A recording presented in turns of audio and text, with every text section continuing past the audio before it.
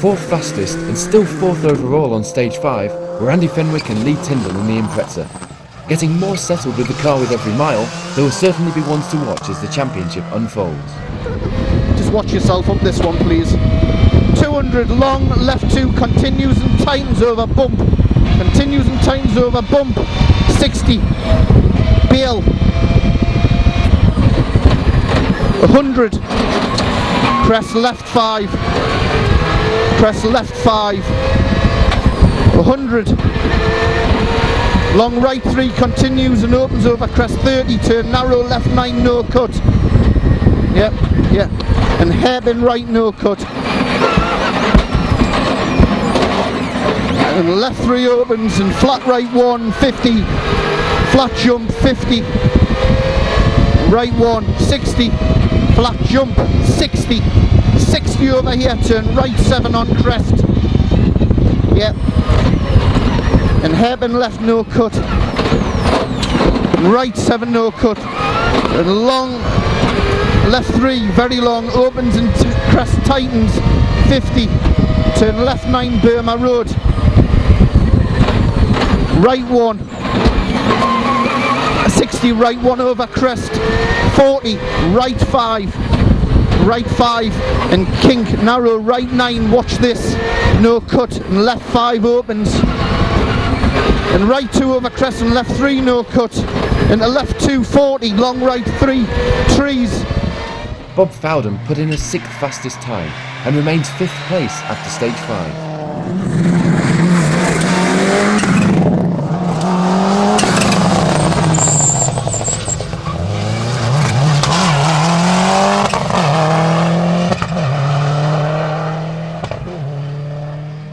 Good pace from Mark Jasper in the Metro ensures he keeps his 6th place, but the gap to Fowden had now extended to 23 seconds.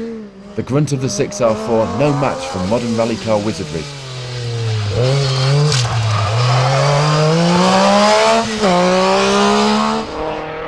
No changes for the car on this run, and a consistent approach kept John Stone and Lee Carter in 7th place. And closing in on teammate Jasper, now only 1 second behind with the final stage remaining.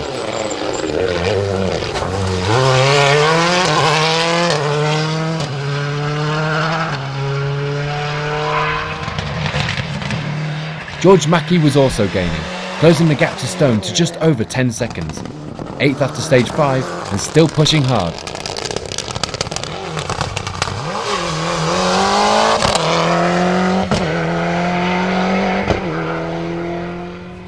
Brian Davies' retirement means Jeff Kitley is promoted to 9th place. 34 seconds down on Mackey, this was possibly too much to expect to make up on the final stage. But this is Epynt. Also benefiting from Davies' early trip home, Ray Horton and Paul Williams in the Darien GTR round off the top 10.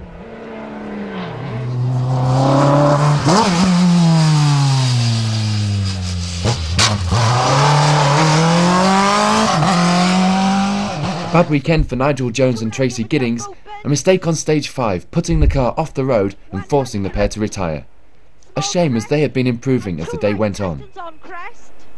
Into 3 left in dip, keep in.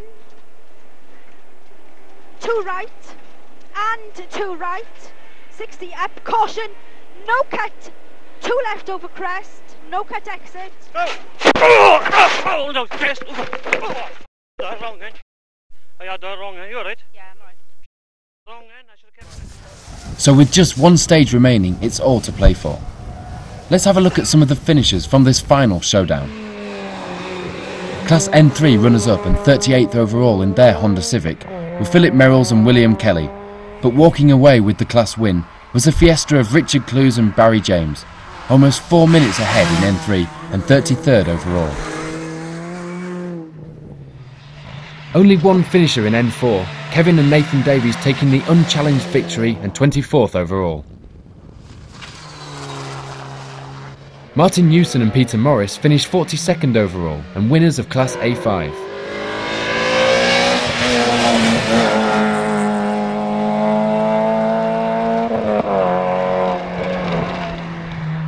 A battle of attrition in Class A6, only one finisher, the Peugeot 206 of Steve Wood and Aled Richards. The pair come home 36th overall. In B9 it was another big margin, second place going to Ernie Beamish and Richard John Green, and the class win going to Graham Muter and Steve Hallmark, over 7 minutes ahead of the rest of the class.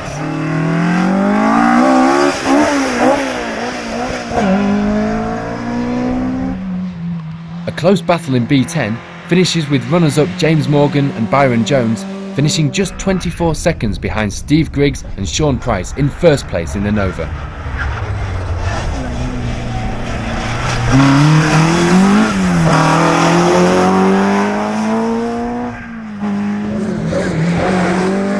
An unbelievably close finish in Class B11 saw Richard Merriman and Kath Curzon miss out on the class win by just 0.1 of a second. But a well-deserved class win goes to James Martin and Dylan James, finishing a fantastic 14th overall in a somewhat outdated Vauxhall Astra.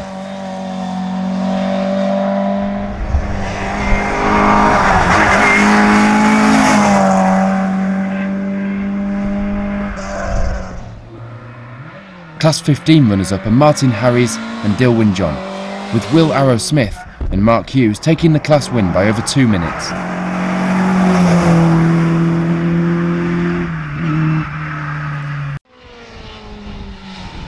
Tenth overall, but not registered for championship points, was the Darien of Ray Horton and Paul Williams, second in Class B12.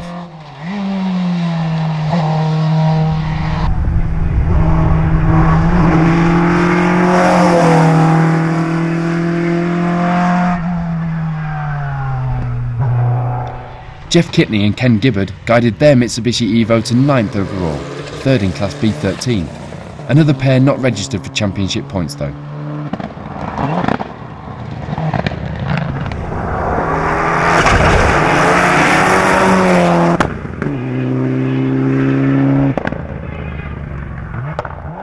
Eighth overall and third in Class A8 were George Mackey and Nigel Gardner. A good run in the afternoon sealing their result and getting them off to a good start in the championship standings.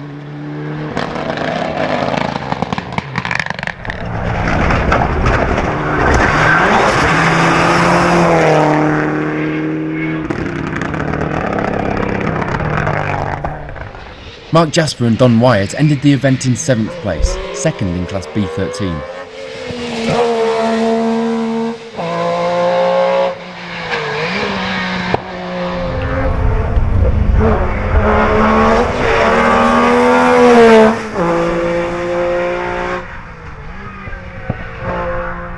It had been a day of experiments for the Legend Fires team as they battled to get to grips with the Skoda, and after one final change to the tyre compound on the final stage, John Stone and Lee Carter recorded a good time, landing them a 6th place finish and also second in class.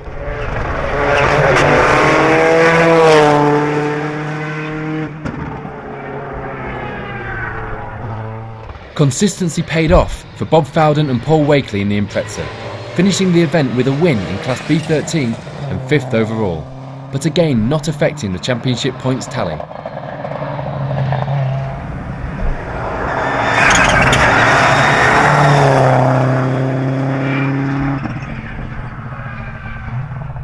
A great result for Andy Fenwick and Lee Tyndall, considering the pair's lack of experience on the notorious ranges of Epynt.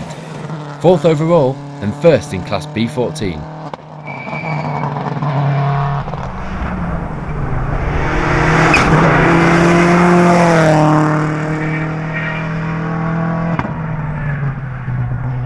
Getting a rear-wheel drive car mixed in with the WRC machinery was a tall order, but Simon Mauger and Chris Butcher managed just that. 3rd overall and a class win in B12.